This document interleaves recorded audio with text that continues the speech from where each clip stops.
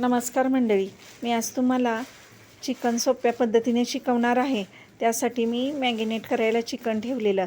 त्यात दही, हळद, मीठ, खडा मसाला, तांबडं तिखट, बिर्याणी मसाल्याची रेसिपी मी नंतर सांगेन.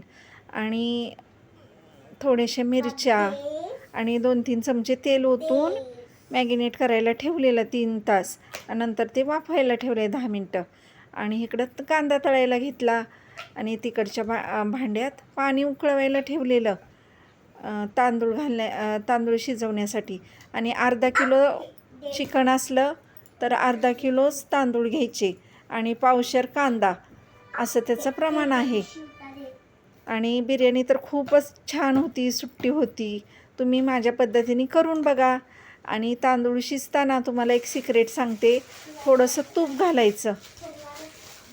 आणि थोडंसं दही घातलं तरी चालतं, अर्धा चमचा, आणि तूप घालायचं. आणि इकडं मटण वाफून घेतलं. कांदा बघा कसा ब्राऊन कलरवर शिजवला आहे.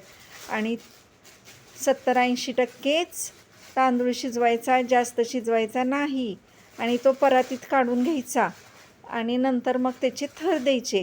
बघा कशी फर्स्ट क्लास बिर्याणी तयार झाली. आणि तुम्हाला व्हिडिओ आवडत असतील माझे तर मला सबस्क्राईब, लाईक, शेअर करा आणि बिर्याणीला चांगला दम द्यायचा.